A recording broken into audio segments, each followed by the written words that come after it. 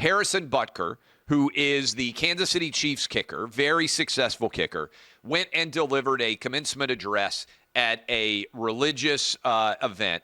A religious event at a religious college. I believe it was a Catholic college. And as a part of that, he said things that are considered to be controversial. And so I want to read among the things that Harrison Butker said and allow you, I'd encourage you guys to go read it for yourself. But this is what was considered controversial. Here's what Harrison Butker said. I'm reading from a transcript. I think it is you, the women, who have had the most diabolic lies told to you. Some of you may go on to lead successful careers in the world, but I would venture to guess that the majority of you are most excited about your marriage and the children you will bring into this world.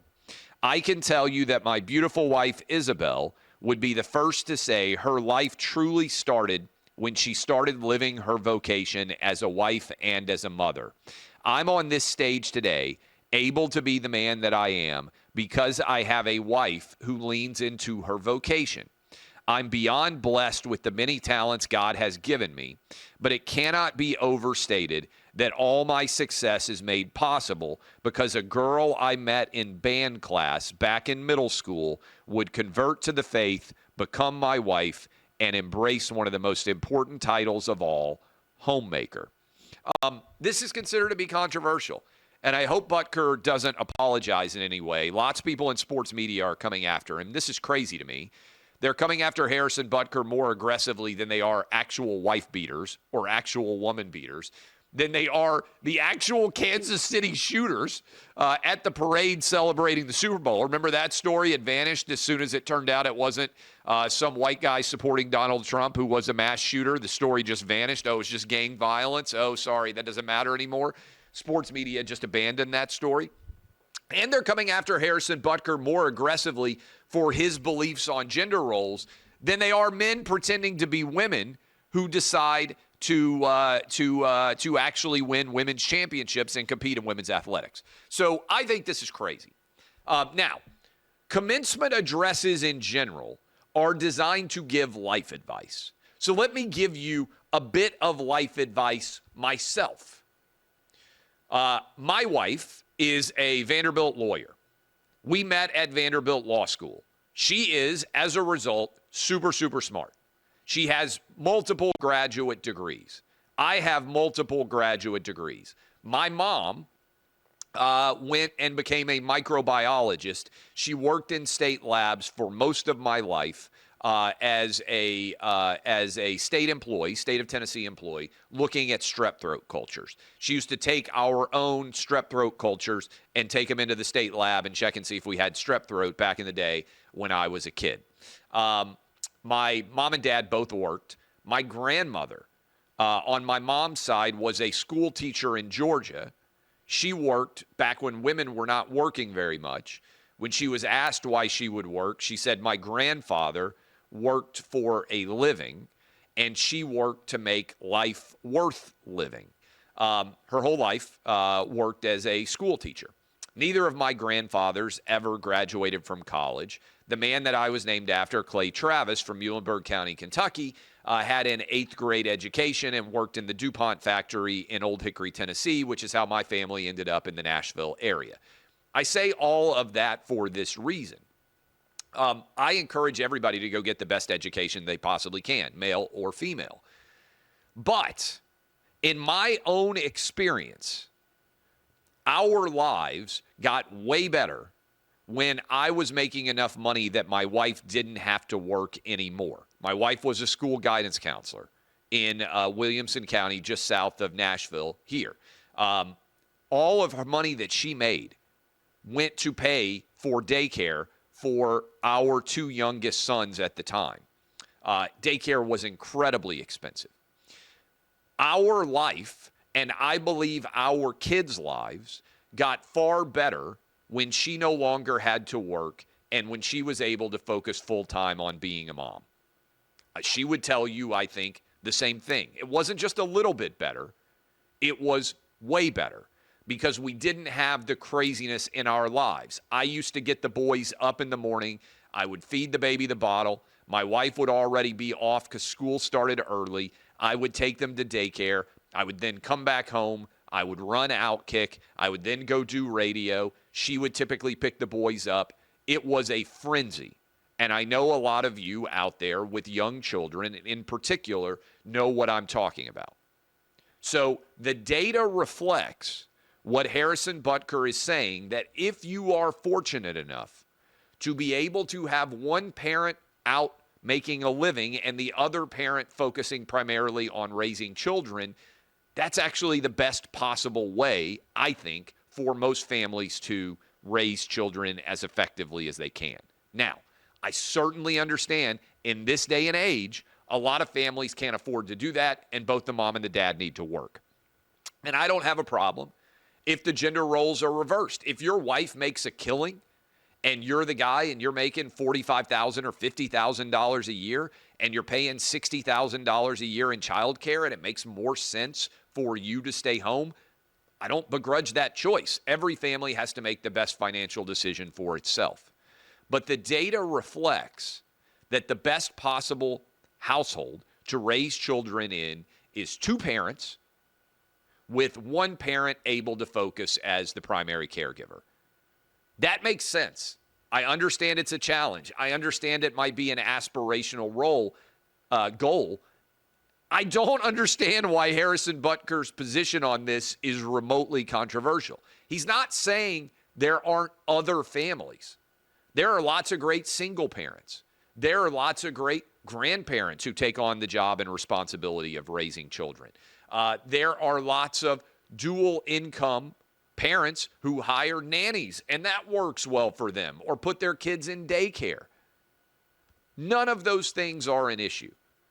Again, my wife has double graduate degrees and is a Vanderbilt-trained lawyer. When your kids get older, you have more flexibility when they're in school. My mom took off for 7 years from her career when my sister and I were young, and she went back to work when my sister started kindergarten. I think that my sister and I benefited immensely from my mom being able to take those 7 years to focus on being our mom. And then when we went back to school, she went back to work because both of my parents were state employees. Neither one of them ever made more than $50,000 a year. They needed to have two incomes to be able to raise my sister and I in a way that they wanted to. We went to public school, K through 12, lived in a decent suburb, but in no way ostentatious, right? That was the lifestyle that I grew up with. So I understand and appreciate women out there who become highly educated and make a living, but I don't think it's wrong to say in a commencement address that you believe that your life has been as successful as it has been because you, Harrison Butker, were able to go out and make millions of dollars a year in your chosen career, and your wife, as a result, was able to focus entirely on raising children. That aspirational life goal is actually something that I think most men and women out there would aspire to at some point in time, especially if you have multiple children, that one of you is able to focus full-time on the kids and the other one is able to make such a good living that you don't have to both work full-time while trying to raise kids, to say nothing of how expensive childcare is. As I tweeted out last night, childcare was more expensive for my 2-year-old and my baby when we had them in childcare, not in a super high-end childcare, very middle of the road, Victory Learning Centers. You can look it up on Hermitage, I think it was, in Nashville area. Not a super lucrative, high-end childcare service. I was paying more at that time for my 2-year-old and my baby to be in childcare than I would have paid to have them enrolled at the University of Tennessee going to college. So trust me, I understand how overwhelming the cost of childcare can be, and I'm the guy who's sitting around here saying we need more babies. So, but I don't see anything that Harrison Butker said that was remotely controversial. The goal of a commencement address is to share your life path and encourage the graduates to think about that as your life advice going forward. it isn't to say this is the only path that works. It's to try to impart the wisdom that you have gained from life to a younger generation and help them to think about what the future might be. A lot of women in sports media and a lot of sports media in general are overwhelmingly reacting, saying, oh my goodness, cut him. I saw people saying you got to cut him. How dare he say it? I didn't even see him say anything remotely controversial. But why is this a threat to you? You should have the right to live as you believe happiness most likely is going to dictate for you. You shouldn't be required to live in any particular fashion. Take his advice or don't take his advice. I just told you my own experience as someone who's been married for almost 20 years and has 3 kids now, 10th grader, 7th grader, 3rd grader. Our life, when I finally had the financial resources to be able to take care of my family without my wife having to work, got immeasurably better. I think that's true for a lot of people out there. I also understand that it's an aspirational goal because of cost of living right now.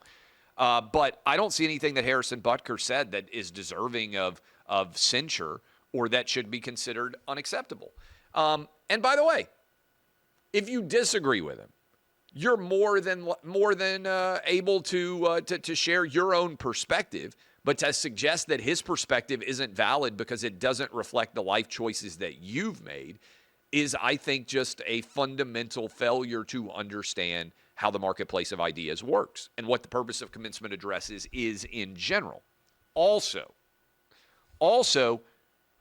the same people who scream that they would never want someone to shut up and dribble always tell on themselves as soon as an athlete says something other than woke left-wing talking points, they immediately lose their minds and say they should shut up. I've argued for years, go read Republicans Buy Sneakers Too, my book, before this book, by the way, that I noticed is not currently up. I said any athlete should be able to have any opinion they want under the sun. I don't think it makes sense to do it in uniform at work. I think that's bad. I think if Harrison Butker came out and took a knee because he didn't agree with gay marriage being legal, I think that would be a poor choice for the NFL. But I think every player should feel comfortable going and speaking at a commencement address and saying exactly what they believe in the larger universe as a part of that. So anyway, that's my analysis there of this Harrison Butker controversy.